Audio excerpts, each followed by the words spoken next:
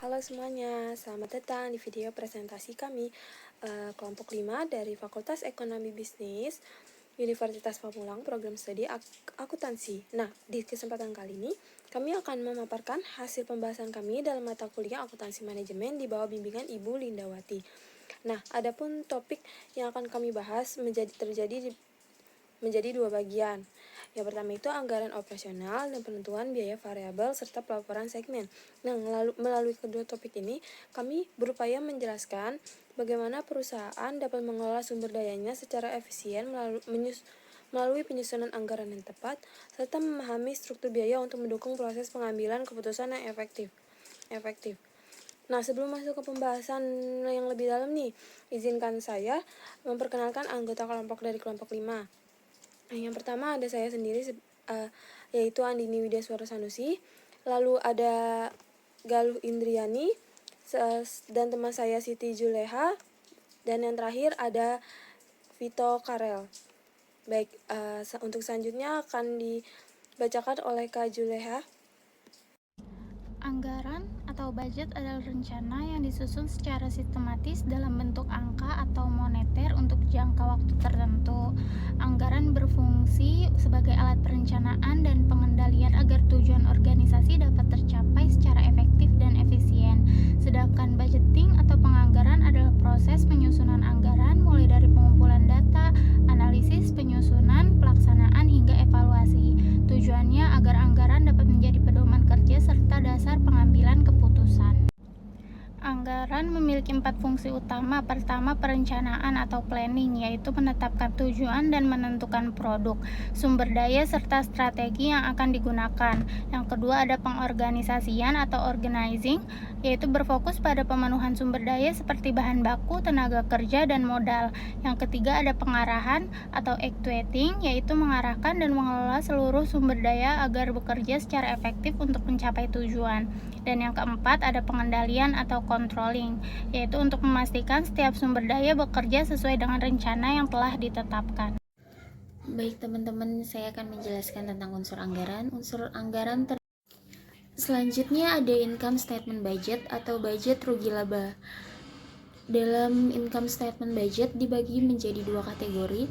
Yang pertama ada anggaran induk rugi laba atau master income statement budget, yang berarti ringkasan penghasilan dan biaya bersifat global, semesteran atau tahunan. Yang kedua adalah income statement supporting budget, yang berarti rincian penghasilan dan biaya bulanan per departemen sebagai penjabaran lebih detail. Di sini saya akan menjelaskan jenis anggaran dalam bisnis, yaitu ada anggaran penjualan, anggaran produksi, anggaran bahan baku langsung, anggaran biaya overhead pabrik, anggaran pokok penjualan, anggaran beban usaha, dan anggaran laba rugi.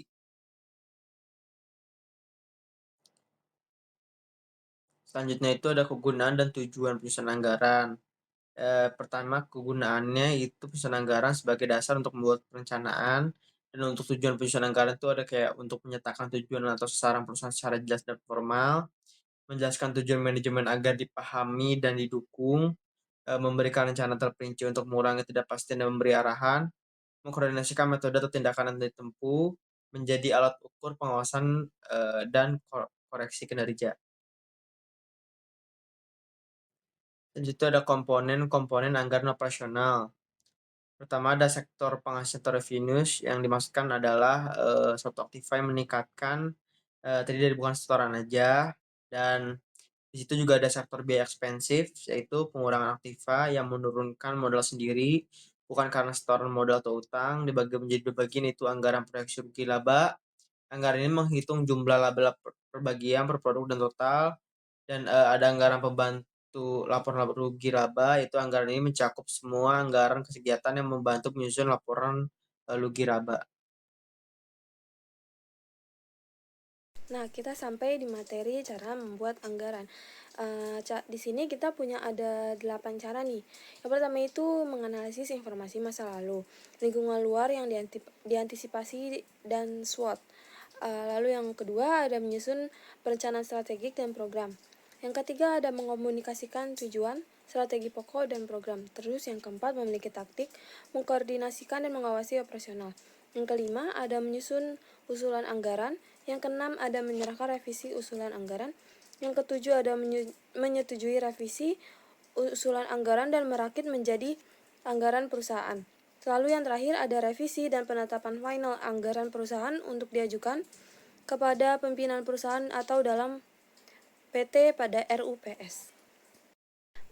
Untuk selanjutnya itu udah pasti di setiap anggaran itu ada yang namanya keunggulan dan kelemahan ya. Nah, di sini saya akan menjelaskan secara singkatnya ada keunggulan dan kelemahannya.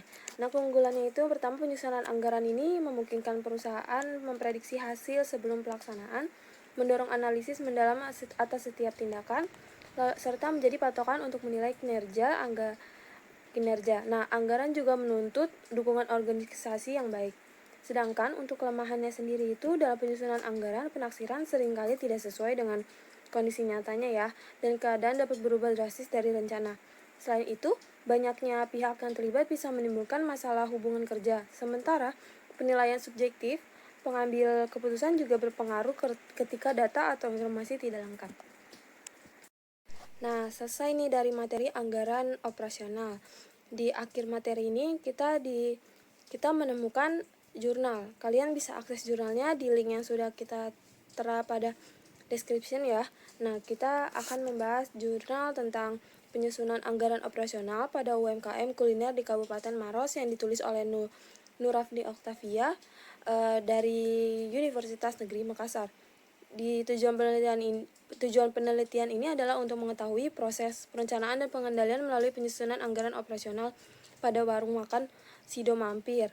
Penelitian ini menggunakan pendekatan deskriptif, kualitatif dengan menggunakan teknik pengumpulan data berupa wawancara dan observasi langsung ke lapangan. Nah, hasil penelitian menunjukkan bahwa warung makan Sido ini Mampir belum melakukan perencanaan dan pengendalian melalui anggaran operasional, sehingga perlu disusun anggaran operasional yang digunakan perusahaan. Oke, baik. Dari kesimpulan materi anggaran operasional ini dapat disimpulkan bahwa penyusunan anggaran operasional ini merupakan proses penting dalam perusahaan ya, karena berfungsi sebagai alat perencanaan, koordinasi, dan pengendalian untuk mencapai tujuan serta memaksimalkan laba. Nah, anggaran ini juga membantu menyatukan berbagai bagian perusahaan agar selaras menjadi pedoman kerja dan alat bantu pengawasan kinerja. Jenis anggaran yang umum digunakan antara lain itu anggaran penjualan, terus produksi, bahan baku, tenaga kerja, overhead, harga pokok, beban usaha, hingga laporan laba rugi. Nah, meskipun memiliki banyak keunggulan seperti dapat memprediksi hasil, mengurangi ketidakpastian, dan meningkatkan koordinasi, anggaran juga memiliki kelemahan. Tadi saya sudah sebutkan, antara lainnya itu ketidakakuratan taksiran, perubahan kondisi yang tidak terduga, potensi masalah hubungan kerja, serta adanya subjektivitas dalam pengambilan keputusan. Oleh karena itu, penyusunan anggaran perlu dilakukan secara sistematis, jelas, dan berbasis data agar efektif mendukung kinerja perusahaan. Seperti yang sudah saya jelaskan di pembuka tadi, bahwa kita akan membahas dua materi. Yang tadi anggaran operasional sudah selesai, selanjutnya kita akan membahas tentang penentuan biaya variabel dan pelaporan segmen yang akan dilanjutkan oleh Kak Juleha.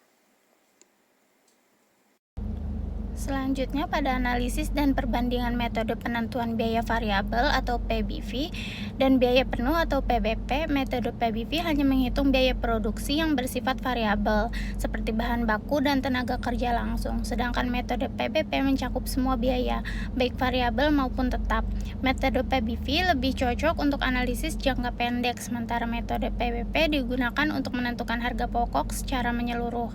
Keduanya memiliki kelebihan dan kekurangan masing-masing dalam memberikan informasi biaya dan laba perusahaan. Dalam metode biaya variabel, kinerja manajer dievaluasi berdasarkan profitabilitas unit bisnis yang dikendalikannya. Perubahan laba antar periode menjadi indikator kinerja manajerial. Laba yang baik harus mencerminkan usaha manajer, bukan faktor eksternal. Sebagai contoh, jika penjualan naik tanpa menambah biaya total, maka laba juga naik. Ini menandakan Baik teman-teman, selanjutnya adalah metode penentuan biaya variabel dan pelaporan segmen.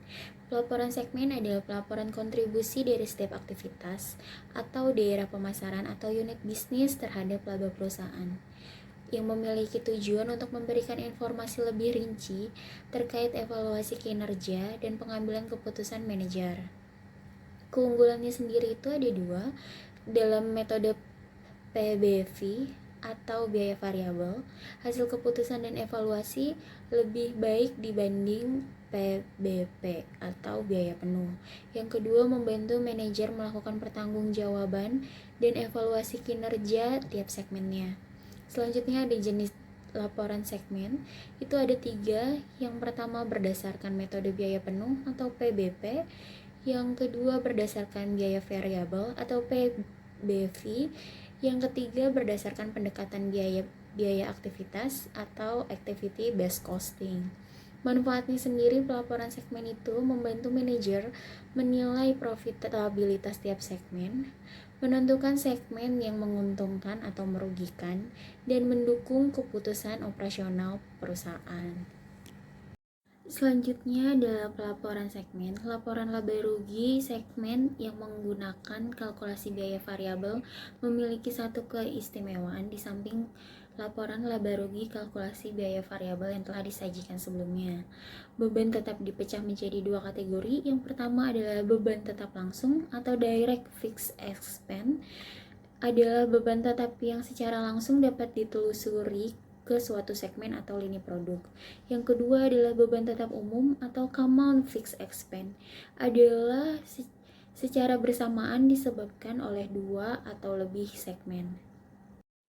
Selanjutnya itu ada metode penentuan biaya variabel guna perencanaan dan pengendalian. Yang pertama itu, manajer melakukan perencanaan keuangan untuk memperkirakan penjualan produksi dan biaya pada masa mendatang karena peramalan penjualan yang menjadi dasar penyusunan anggaran bersifat tidak pasti. Yang kedua, pemisahan antara biaya tetap dan biaya variabel penting agar perkiraan biaya lebih akurat pada setiap level aktivitas. Yang ketiga, yaitu rencana keuangan berfungsi sebagai pedoman dalam pelaksanaan kegiatan operasional perusahaan. Apabila kinerja aktual berbeda dengan rencana yang diharapkan, maka manajer perlu melakukan tindakan koreksi untuk menyesuaikan hasil.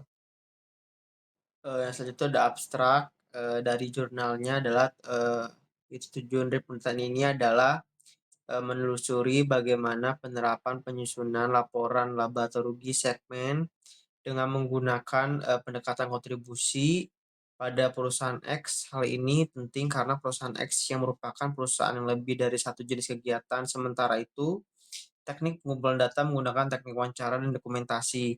Laporan laba atau rugi segmen diterapkan pada penelitian ini memuat laporan laba atau rugi tenan. Hasil dari penelitian menunjukkan bahwa pada laporan laba atau rugi segmen terdapat informasi yang menunjukkan sejumlah kerugian pada produk tertentu.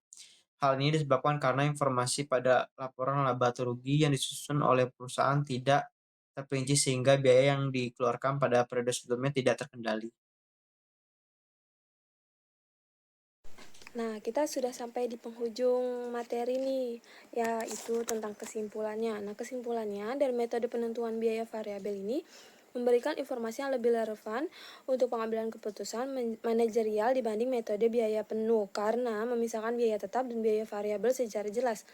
Nah, laporan laba rugi segmen yang disusun dengan metode ini membantu manajer dalam menilai profitabilitas setiap produk, wilayah, atau unit bisnis, serta mempermudah evaluasi kerja dan pengendalian biaya. Nah, dengan adanya laporan segmen, perusahaan ini dapat mengetahui kontribusi laba dari masing-masing aktivitas, sehingga keputusan strategis seperti mempertahankan atau menghentikan segmen tertentu dapat diambil secara tepat. Selain itu, pemahaman perilaku biaya juga sangat penting nih dalam perencanaan dan pengendalian agar perusahaan dapat menyesuaikan tindakan bila hasil aktual berbeda dari rencana yang telah ditetapkan.